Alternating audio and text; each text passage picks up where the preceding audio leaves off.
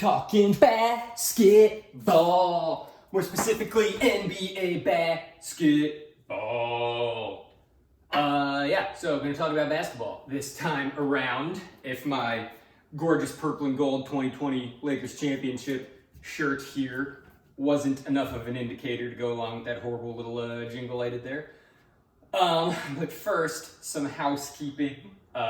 Right there is where I usually have the camera, pointing off camera here. But that's also where we have this little like indoor grower thing that we've got like a shitload of basil and a pretty good amount of dill and parsley. But the main thing we want is mint for our tiki drinks. And the mint is just growing so fucking slow. And like, I mean, I'm terrible at gardening, hence we have to have a fucking indoor nursery to do it for us. But I always thought mint grew fast, but I guess my horrible gardening knowledge is showing and it doesn't grow fast. But anyway, yeah, indoor grower thing right there has its UV lights on right now, so washes out the camera and everything. So trying a new angle, and honestly, so far looking at it, I think it probably is a better angle anyway. I think I was probably wrong for starters, and just improved our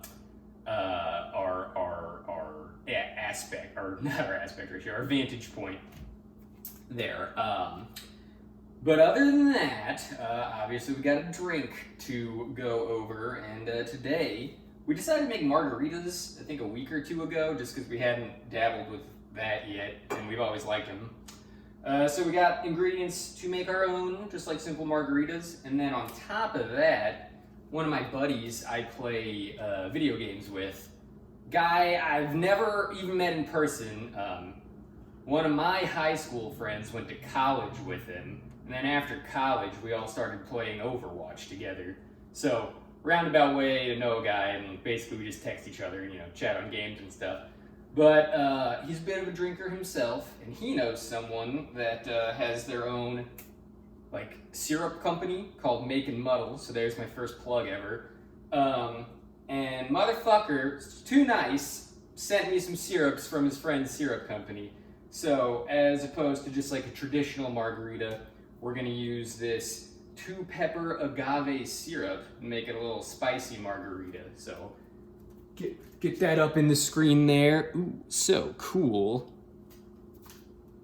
And of course, before all that, I've got to take a pull of some triple sec and some tequila, so that should be fun. We got, all right, camera's far away, so I'll walk everything up. Some Don Sergio here. Let's give it a go. Love the top two. Bonk. Smells like pretty good tequila, and I've liked the margaritas with it, so hopefully it won't fuck me up too bad.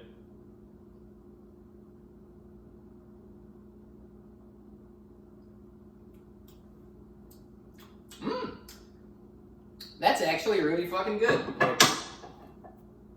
Again, I'll never drink anything straight probably, but of all the things I've taken pulls from, that was like probably the most pleasant. Now some triple sec.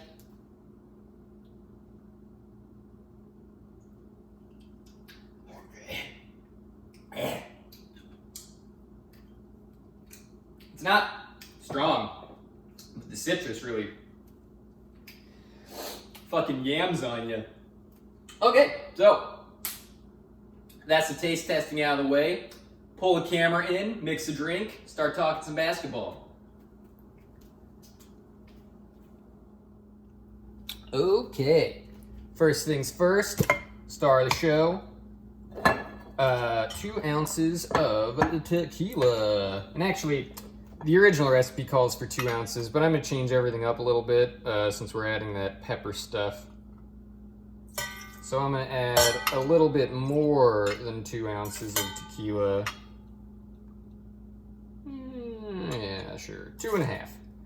And probably it's half an ounce of triple sec. I'll probably keep that. Triple sec, as I have just found out, pretty potent with its citrusness, so might not need to add any more of that.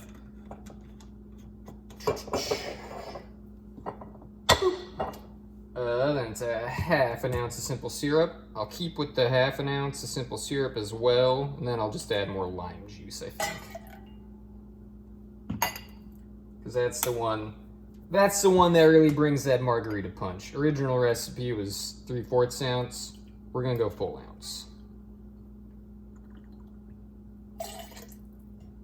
And then our new jam here, make and muddle 2-pepper agave syrup. I probably should try this first. Didn't get enough.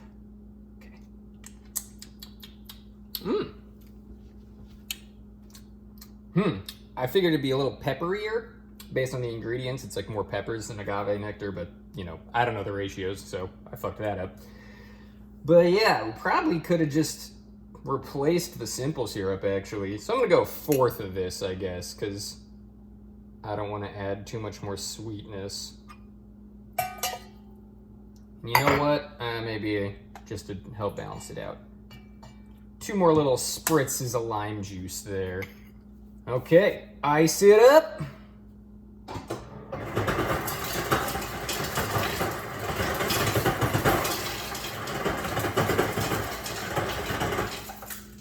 Eugene has come over for his ice cubes as usual, and shake it up.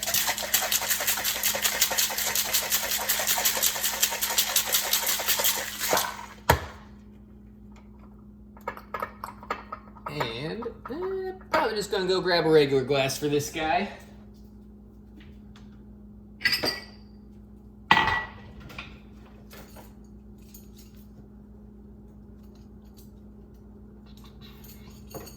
And our standard silver straw here. Come on.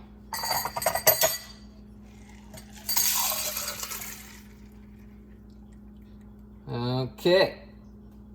Get all that in there. Get everything cleaned up. Start talking sports. All right. All important taste test. Here we go. Semi-custom random margarita recipe with some pepper stuff.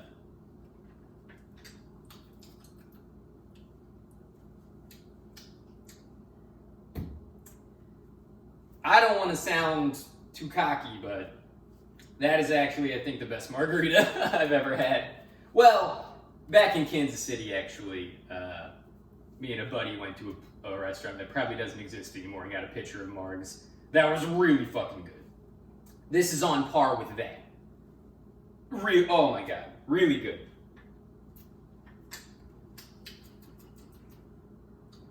The pepper stuff comes through like ever so slightly. I want to say just a little more would be good, but not much more. I'm not big on those like really peppery, really spicy drinks. But just, oh man. The hint that's coming through is about perfect, but I think just a smidge and we'd nail it. So almost a half ounce of the pepper stuff and everything else the same. 2.5 tequila, half triple sec, half simple syrup, little more than a full ounce of lime juice. And that is a fucking money margarita there.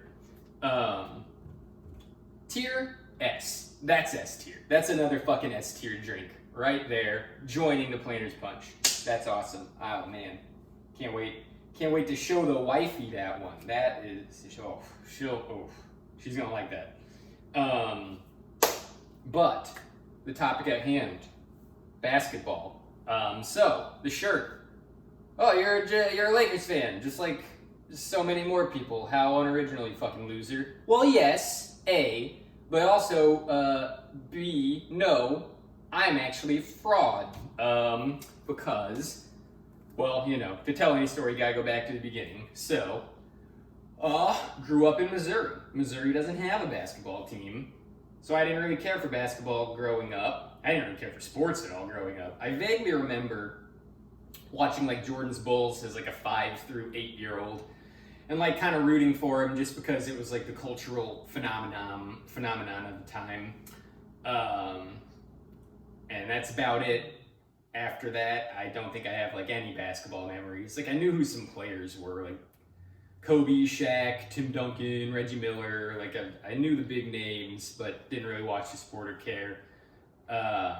And then one summer of my senior year of high school, it was 2008, and it was the Rivalry Reborn Finals series, Celtics Lakers in the finals for the first time in a long time. And that was just randomly on during dinner. And I was watching it, and you're all thinking like, oh yeah, and you saw Kobe, and he was like, I'm a Lakers fan now. No. So, fraud. I started off as a fucking Celtics fan, and I'll get you to where we are now on this dazzling tale.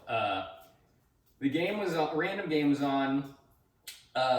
Some dude just kept nailing threes. Like people would hit him when he was open with just a fucking split second and just get it up and it'd go in. And I was like, man, that guy's fucking killing it.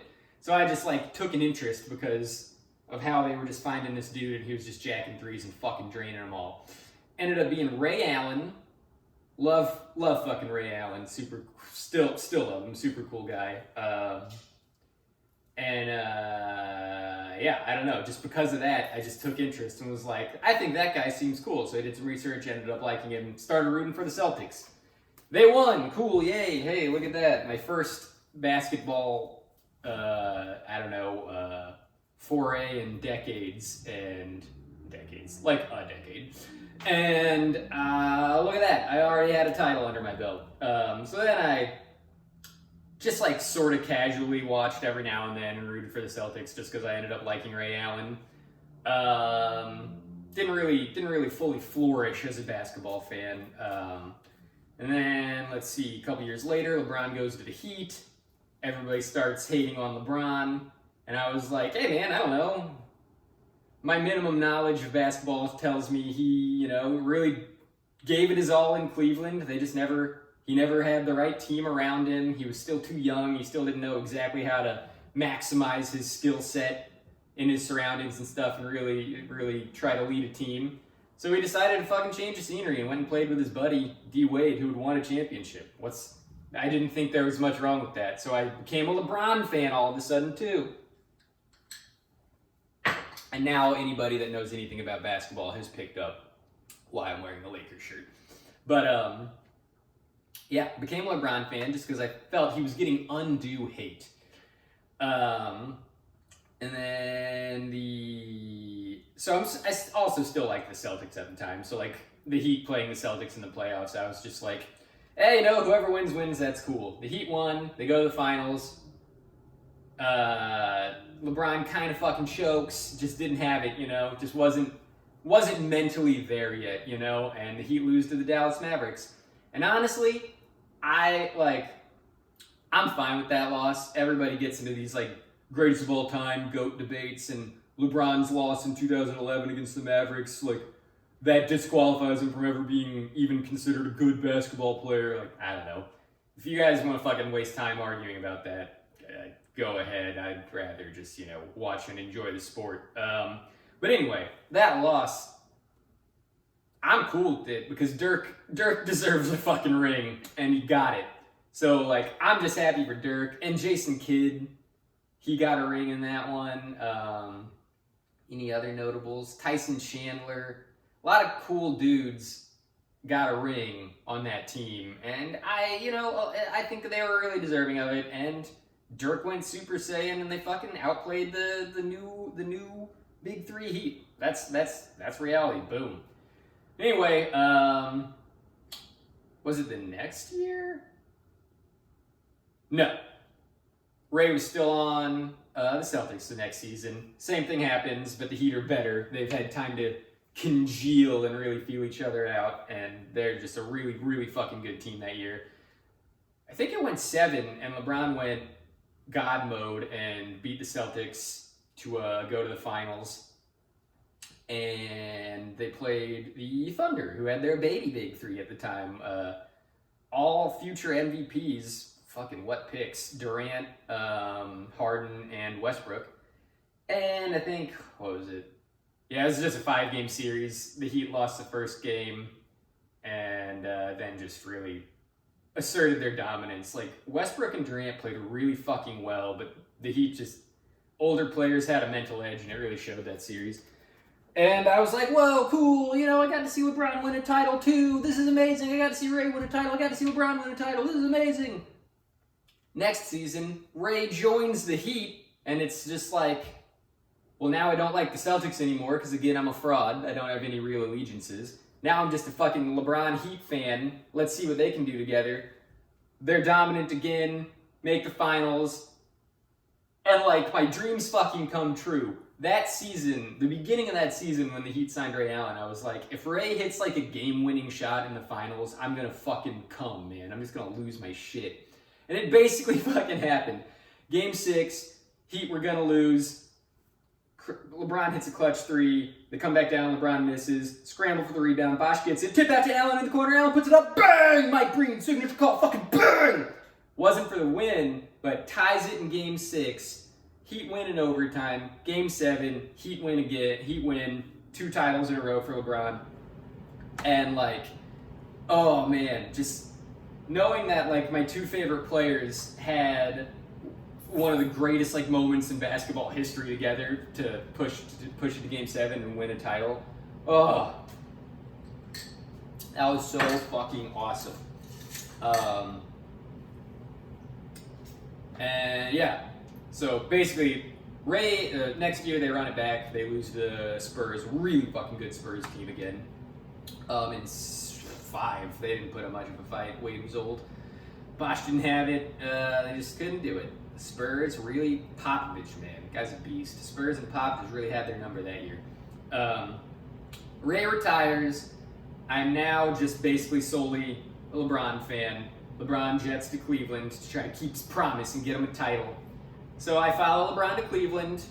Fucking, after going to 4 straight finals with the Heat, goes to 4 straight finals with Cleveland. 2016, greatest fucking comeback of all time. Down 3-1 against the 73-win Warriors. LeBron goes, what did he do? 41 points, and then a triple-double for 3 games in a row to fucking clinch that series. That was fucking incredible. Just seeing that greatness was fucking incredible. Durant goes to the Warriors. Warriors become unbeatable. LeBron makes the finals, like I said, again and again, but they're just too good. Decides he kept his promise, and there's nothing else he needs to accomplish in Cleveland. He's an extremely rich basketball player. Why not go live in LA and play on the Lakers? He does that. Me, little fraud, follow him to LA. Beep-a-doop-a-doop. Here we are. And I actually don't have any finals Heat gear. I do have the Cleveland championship shirt. I think, I was just like a poor, just graduated I was in college and then I just graduated college, so I was just like, I'm not going to spend $30 on a t-shirt. So, follow him to the Lakers, first season, just trying to organize a bunch of kids, basically. And honestly, before LeBron got injured, he was leading a team of Lonzo Ball, Josh Hart, Brandon Ingram, and a bunch of goofballs like JaVale McGee and Lance Stevenson and stuff. Rondo was there already. Rondo's he's not a goofball, actually. He's just questionable during the regular season. Yeah, they were in playoffs, position all season until LeBron got hurt, and then downhill. And then the next year they do the AD trade, and bam, that's why we're wearing this right here. Motherfucker, just awesome partnership between LeBron and AD. And watching last season was just fucking incredible. And they both extended their contracts. They're going to be in LA for a while. My feeling is that LeBron will probably retire a Laker. And then it's like, oh, well, what do I do? I don't have a guy to root for anymore. So I think this is the end of my fraudhood and fair-weather fanness. I think I'm just a Lakers fan now. It's been really fun rooting for this team. And, yeah, I don't know. I don't really like any other players like I like LeBron. So I think I just enjoy the Lakers and want to stay with them. So there you go. I mean, it's still pretty fraudulent. It's still like, yeah, you were a fake fan for like a decade, bro. But sure, okay, root for the Lakers now. And you know what? That's the glory of sports. But that is my journey as an NBA fan, and yeah, I guess I'm just gonna start gushing about basketball now. It's the best professional sport, in my opinion. It's so fucking fun to watch. Everybody, and like, there's not a lot, well, so this is probably a product of growing up in Missouri, but like, I was just not surrounded by anybody that likes the NBA. I had one friend in high school that likes the NBA. We still chat every now and then about it. He's a big LeBron fan too. But yeah, so like, I just always thought the NBA was incredibly unpopular, but we live in Houston now. Moved here like 3 years ago. So we got the Rockets. So like, there's actually a fan base, and like, yeah, it seems like in cities with NBA teams, the NBA is actually fairly popular. So that's pretty cool. Man, where was I going at that point? I think just that, like, okay, so I thought everybody just hated the NBA, and like, I didn't know how it was popular, how it was staying around. But it turns out, no, there just aren't fans in Missouri because there's no team. But there are college basketball fans in Missouri because of Mizzou and KU just on the border there, and SLU in St. Louis and stuff. A lot of like okay basketball programs. Okay for SLU and Mizzou, I guess. Really fucking good for KU.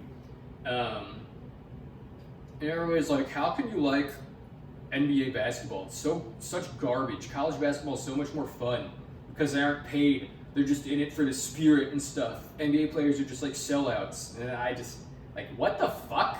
What the fuck are you talking about? All those college players become NBA players. Their goal is to be NBA players. Like, their goal is to be that millionaire in the NBA and become a superstar beloved by fans worldwide. Like, what the fuck are you talking about?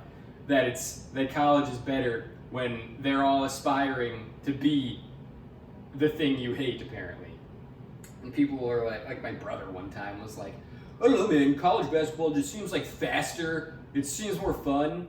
That's objectively false. The game has a longer shot clock. It has what, like a 30 or 32 second shot clock or something. Teams just fucking dribble the ball out and stuff, and they don't even like run offenses. Oh man, and the rules, like the longer shot clock, it's 2 halves instead of 4 quarters. There's some goofy like possession rule on jump balls, I think, where it's just like there's a possession arrow that changes every now and then. You don't even like jump ball. I could be wrong on that because I haven't watched college basketball in years because it sucks. The 3-point line is closer in, like that's the development program for people trying to go to the NBA. But they're like just playing a different version of this fucking sport. Just do NBA rules so these players are actually fucking ready for the NBA. And yeah, like the skill level's lower because there's a lot of guys that are just like playing, you know, because they like basketball and can get a scholarship. They don't have the NBA skills and stuff. So I don't know. If you think college basketball is legitimately like better basketball than NBA basketball, I just challenge you to watch some NBA games after watching some college games, and you should see a real difference in the level of basketball being played. And I'm not an X's and O's guy, nor if I were, would this be about that, because it's just a shallow dive. But yeah, the level of play you can see is so much fucking higher. So yeah, I just like watching it after being in Missouri and just having everybody talk about how great college basketball is. It's, I don't know, there's something so incredibly enjoyable about it because we'll just keep going. We'll just keep rambling off things about why I like it. It's a continuous sport like soccer or hockey, you know. You don't have to stop and set shit up like in football or like walk to another hole like in golf. Or like, I guess, tennis is pretty continuous, but like, you know, I don't know, they stop and change out balls and stuff. So yeah, outside of fouls, which that's a whole other thing, like the reffing, not great in the NBA, but outside of fouls and timeouts, which every sport has fucking timeouts, and most sports have fouls, obviously. It's just continuous, man, up and down the court, nonstop, trying to set up offenses and get into your defenses and stuff. And it's so awesome to watch just that rotating, probing tactic that every team is throwing out there, trying to find the weakness in the defense, trying to get a play that works and run that to fucking oblivion until they catch on and then throw a fucking new look at them. On defense, people are mixing zones and mans and a bunch of other crazy shit I don't understand because, again, not great on X's and O's. But, like, team defensive strategy is so fucking real. Like, the Lakers, have had defensive deficiencies last year and this year, but Frank Vogel, their coach, is just like just like a really tactical defensive coach, and he knows how to minimize those deficiencies, and seeing how coaches work with that. That's all so fucking awesome. Oh, man. So yeah, from a tactical level and a flow level, I just think it really is beyond compared to a lot of sports. Soccer and hockey are very similar, obviously. It's just you're either dribbling with a stick and a puck or your feet. So soccer and hockey, both cool. I just don't watch them a lot. It's the most airborne sport we have. Like, what other physical sport are people fucking jumping like 9 feet in the air and just slamming the ball through a hoop for points, you know? So that's awesome to watch. The flourishes of dunks and passes, behind the back passes, fucking skip passes through people's legs, everything, man. Such a beautiful fucking game. So much power and finesse combined to make pinnacle players in basketball and stuff. God, it's so fucking awesome. What else is there? The off season is actually like just as entertaining because there's so much movement every off season. It's like every free agency class has people that matter, and every team is clamoring for them. And like every season to season, teams can change a lot, like more than any other sports. Oh, and circling back to sports without flow, fucking baseball. Baseball's so slow and boring, but for some reason I actually do still enjoy watching baseball. But again, like compare the two side by side, and you're just getting so much more action in basketball. Off season, awesome. Trades, there's so many more like big deal trades in basketball than I feel like any other sport. Like every season it seems like there's a massive trade. Like last season we had the AD trade in the off season, which massive trade fucking led to a championship. This season, not too long ago, we just had the Harden trade from Houston by my dude to Brooklyn, which, like, again, I'll root for the Rockets casually because I live here, but, like, I'm a Lakers fan now. I'm a fraud. I'm a Lakers fan now. So the Harden trade didn't really hurt me much, despite living in Houston. And, like, yeah, just, like, MVP scoring champ for so many years, just like boom, traded early in the season. Like you don't really see that much in other sports. Like baseball, it's usually late season. Like last year there was, oh shit, when did the Mookie Betts trade happen? I'm not sure when the Mookie Betts trade happened. But there's like big trades in baseball, but I feel like they seem less impactful.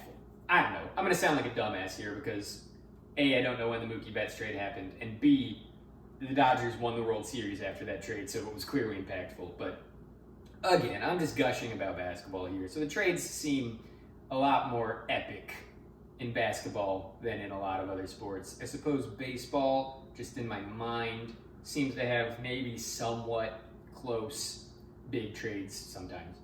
But yeah, so like Superstar goes from Houston, where he had led some really good teams but never got to the championship, to Brooklyn, where now he's playing with two other superstars in Kyrie Irving and Kevin Durant.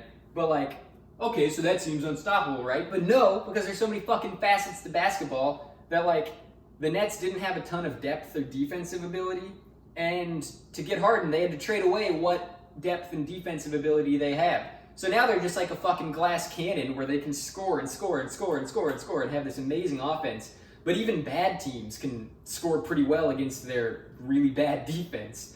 So it becomes this like, okay, they got a superstar, but tactically, did they weaken their team overall? I think yes. But like in crunch time, you know, now you have a third proven player who's really fucking good, despite the fact that James Harden has historically, like in playoff crunch time situations, kind of fucked up.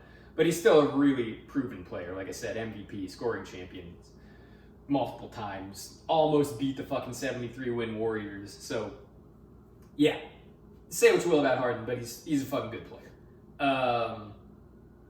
But yeah, so like, did adding that proven player make enough difference maybe come playoff time, or will their defensive deficiencies show through?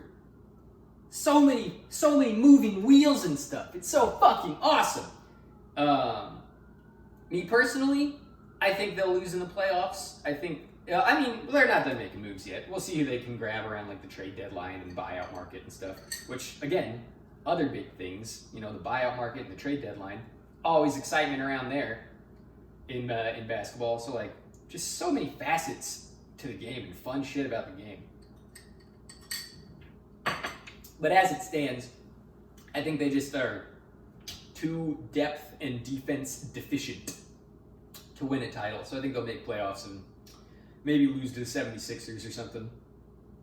But like, they'll be epic matchups because they're just going to go fucking bonkers on offense, you know, and just try to run people off the court, and the other team's going to have to adapt to that. Oh, man. Yeah, what else is there? The culture is really cool. Like, I think the NBA kind of gives their players a little more freedom than other sports to kind of speak their mind and stuff. So, like, you know, players will voice their opinions on big issues like, you know, police brutality and shit, and politics and stuff. Like, they're allowed to do that, and that's really cool. The style, man, every NBA player is just trying to one-up each other with some goofball fucking style, and I love it all. Whatever they wear, ripped jean shorts and a ripped jean jacket with a fishnet tank top. Love it. Fucking do you. That's like a Russell Westbrook outfit there. Do you, man. Fucking love it. Love that the league lets you do it. Oh, man, what else? Just the level of talent. So many good fucking players. Like, even the like low tier stars, younger guys that are trying to lead teams, like, I don't know, like Zach LaVine, Donovan Mitchell, anyone else? I mean, Luka Doncic, but he's younger than both of them, but he's just fucking, he's insane good. He has such a good feel for the game. Trae Young, the guy Doncic was traded for in the draft. That's another fucking thing. The draft and the trade zone draft day and stuff. Tanking. Can you tank for picks? They kind of changed it. Now it's not as effective to tank for picks. Like, man, just every little bit of basketball has so much nuance. But yeah, so the young guys, burgeoning stars, still have such a high level of talent. They just haven't refined it yet. They haven't gotten to that mentality yet where they know how to use all their skills like perfectly with the players around them and stuff. So like seeing players develop is so fucking fun. And then yeah, just like the guys, the older guys that have honed their skills and have that mentality and everything, like LeBron and Durant and I mean, they're the main two. Curry, fucking Steph Curry, his running mate Draymond right now because Clay's hurt. But Draymond, just, you know, not an offensive player, but knows the game so well, knows how to impact it on defense and with his passing and just hyping up his teammates and stuff. Like, oh man, just the effective players are so fun to watch because of the mastery they can have over aspects of the game, or in like a superstar like LeBron's case, literally the entire fucking game. Oh man, yeah. That's, I don't know where to end it. That's just, I fucking love basketball, man. And having to wait for the bubble to happen and then getting to see LeBron and the Lakers win it in the bubble. That was incredible. This super quick turnaround to where it didn't even, like, the season started and it didn't even feel like I got to celebrate the championship really much at all. So heart goes out to actual from LA Lakers fans that didn't get a parade or anything and are now having to watch their team already fight for position again. Yeah, how they handled the bubble. Like, baseball was getting ravaged by COVID and there wasn't a single case in the NBA bubble. That was fucking awesome. It's just like a competent league, you know? And it's so fucking fun. And yeah, that's my casual fraud fans love letter to basketball, I think. So, NBA basketball. So, if you haven't watched it, and there's, you know, a team close to you, maybe you were like me and grew up in a state that didn't have a basketball team. If there's a team close to you, give them a watch. Or, you know, Google some players and see if you really like anybody and watch their team. It is really, really just a fun fucking sport. And some of the announcers are really good. Mike Breen and Kevin Harlan on the national level. Bill and Stu, who call the Lakers games at a local level, are fucking awesome. Like, yeah, just top to bottom, top notch. How about that? Top to bottom, top notch NBA. So yeah, I guess I'm just gonna wrap it up then. Watch basketball. The Lakers have been pretty good this year. They're clearly kind of in a championship hangover and kind of trying to work in their new players that they got. So it's been interesting to watch them manage that stuff, but LeBron's playing at an MVP level, so that's fucking crazy because he's 36 years old and is still out there dominating like 27-year-olds. So that's been fun, and again, I just, everybody give it a shot if you've been negative on basketball in the past, NBA basketball in the past.